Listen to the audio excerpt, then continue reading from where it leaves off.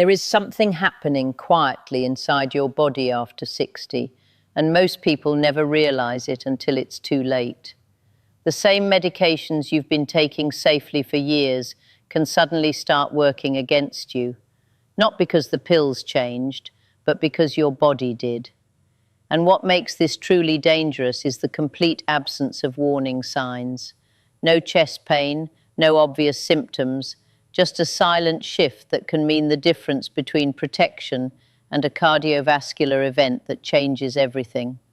Today, we're going to examine 5 specific types of medications that after age 60 have been directly linked to increased heart attack and stroke risk, especially when taken the same way they were prescribed years earlier. But here's what matters most. This isn't about creating fear. This is about giving you the knowledge to make informed decisions that could literally save your life.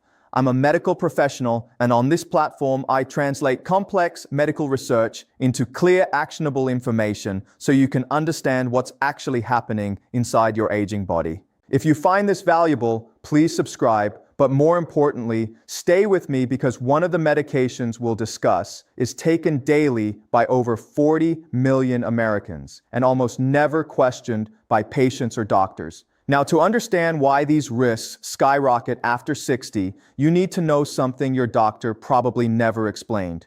Your body doesn't process medications the same way it did at 40 or 50. And this is where everything begins to change. As you age, your liver becomes less efficient at breaking down drugs. Your kidneys lose filtering capacity. This means medications stay in your bloodstream much longer, sometimes at toxic levels, even at normal doses. But that's just the beginning. Your blood vessels lose flexibility, your arterial walls become more sensitive, your circulation patterns shift, and the delicate balance between blood clotting and bleeding becomes increasingly fragile. When medications interact with these aging systems, the effects can be amplified dramatically. And here's where people get misled. The medication that was perfectly safe at 45 can become dangerous at 65, even at the same dose. But prescriptions often continue for years without detailed reevaluation, not because doctors don't care, but because these changes happen gradually and silently.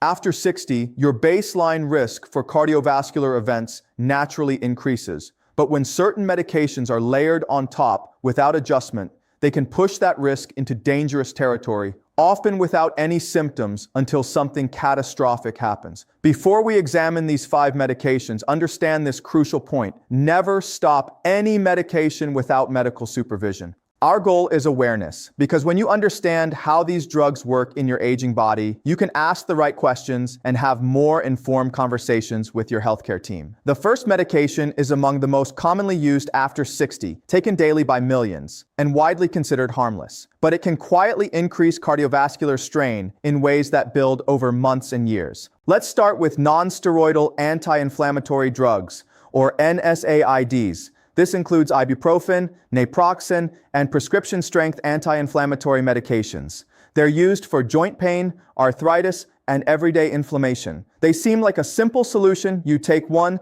pain disappears, life goes on. But inside your body, something dangerous is happening. NSAIDs work by blocking enzymes involved in inflammation, which reduces pain. But those same enzymes protect your blood vessels and maintain proper circulation. After 60, when your blood vessels are already less flexible, NSAIDs can cause subtle vessel constriction that increases blood pressure, often without you noticing. Simultaneously, NSAIDs affect kidney function, causing sodium and water retention. Now you have 2 problems: elevated blood pressure and increased fluid load, forcing your already aging heart to work much harder. Multiple large-scale studies have definitively linked long-term NSAID use to increased heart attack and stroke risk in adults over 60.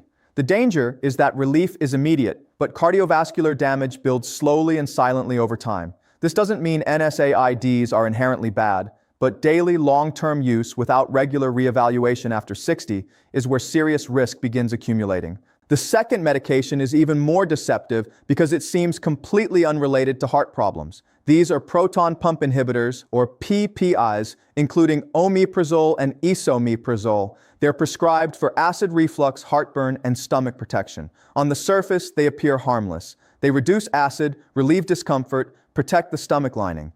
But stomach acid isn't just there to cause problems. It's essential for absorbing critical nutrients, including magnesium, calcium, and vitamin B12.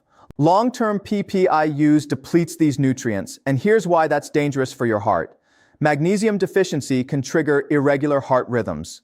Disrupted calcium balance affects vascular function. Low vitamin B12 damages blood vessels and nerve function. But there's another mechanism.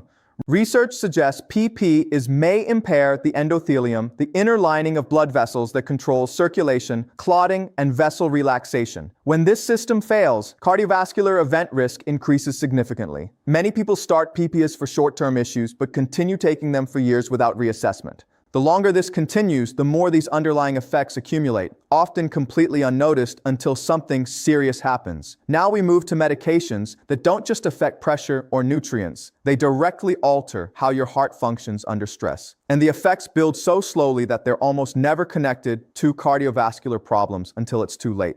The third category is benzodiazepines, medications used for sleep, anxiety, or nervous system calming.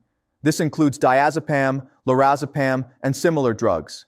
They're effective for reducing anxiety and promoting sleep, and many older adults feel they're essential for daily functioning. But here's the hidden mechanism. Benzodiazepines slow brain activity, creating that calming effect. But they also slow breathing, reaction time, and coordination. After 60, your body becomes hypersensitive to these medications. They accumulate more easily, and their sedative effects become stronger, even at unchanged doses. This leads to reduced physical activity and prolonged periods of immobility. Circulation depends on movement. When movement decreases, blood flow becomes sluggish, clot formation risk increases, and oxygen delivery to vital organs becomes compromised. Benzodiazepines also disrupt breathing patterns during sleep, potentially worsening sleep apnea or creating shallow breathing episodes. When oxygen levels drop repeatedly at night, it places enormous additional strain on an aging cardiovascular system. You end up with reduced circulation, lower oxygen levels, and increased vulnerability in a system that's already under stress.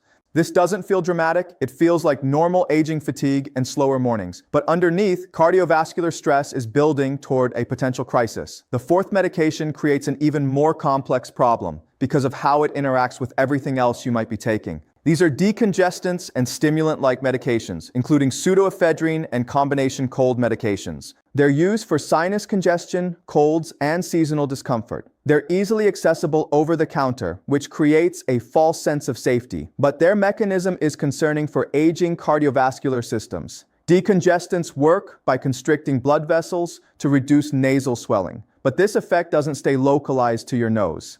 It affects blood vessels throughout your body, including those supplying your heart. When blood vessels constrict, blood pressure rises, heart rate increases, and your heart must work harder to pump blood through a tightened system. After 60, when arteries are already less elastic, this added constriction can become dangerous, especially if you have existing blood pressure issues. The real danger comes from medication combinations. Many older adults take blood pressure medications, pain relievers, sleep aids, and then add decongestants during cold season. Individually manageable, but together they create a perfect storm of cardiovascular stress. The trigger event often seems sudden, but the buildup has been occurring gradually over time. This is what makes these situations so deceptive and dangerous. Now we come to the medication that surprises people most. Not because it's rare, but because it's everywhere, trusted, taken daily, and assumed to be completely harmless. But after 60, its risk-benefit profile can shift dramatically. The fifth medication is low-dose aspirin. For decades, daily aspirin was recommended as simple heart protection. A small dose was thought to prevent heart attacks and strokes by reducing blood clot formation. And in specific situations, this is still true. But recent research has revealed that for many adults over 60 without previous cardiovascular events, routine aspirin use may not provide expected benefits. In some cases, it actually increases risk. Aspirin works by reducing platelet stickiness, helping prevent artery-blocking clots. But clotting isn't just harmful, it's also protective, stopping bleeding when vessels are damaged. After 60, blood vessels become more fragile, digestive tract lining becomes more sensitive, and the clotting-bleeding balance becomes delicate. When aspirin reduces clotting ability in this context, it can increase internal bleeding risk, especially in the stomach or brain. While aspirin might reduce clot-related stroke risk, it can increase bleeding-related stroke risk. After 60, without clear cardiovascular history, the bleeding risk can outweigh protective benefits. Recent clinical guidelines have started reflecting this shift, but many people continue taking aspirin based on outdated recommendations, simply out of habit.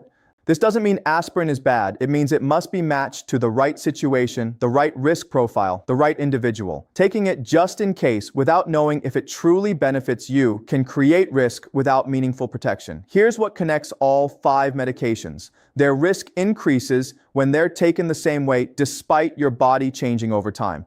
And this is where you regain control. The most important step isn't stopping everything, it's understanding what needs reevaluation. Here are practical actions that make a real difference. First, review medications regularly, not just when problems arise, but proactively.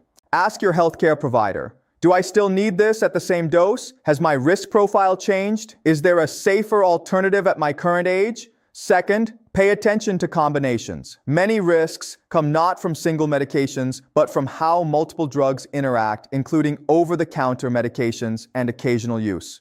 Third, watch for subtle signals. Increased fatigue, shortness of breath, unusual dizziness, changes in blood pressure readings. These are often early indicators that something needs adjustment. Finally, understand that your body isn't static. What worked 10 years ago may not be ideal today, and that's perfectly normal as your body evolves. If there's one takeaway, it's this. The real risk isn't the medication itself, it's taking it the same way while your body is no longer the same. After 60, your body functions differently, processes substances differently, and tolerates imbalance less easily. Small mismatches, excesses, and interactions can have larger impacts than they once did. Many people unknowingly continue routines that worked previously, not realizing the context has shifted. Once you understand this principle, you see health differently. Medications become tools that need proper timing, proper application, and proper adjustment for your current life stage. At your next medical appointment, ask this powerful question: is everything I'm currently taking still appropriate for me at this stage? This single question changes the entire conversation from reactive to proactive. Your body provides signals, often subtle but consistent. Learning to notice increased fatigue, energy drops, lightheadedness, or breathing changes during normal activities can make a real difference. The difference between reacting to a cardiovascular event and preventing one often comes down to small adjustments made early. Not dramatic changes, but informed decisions that keep your system balanced over time.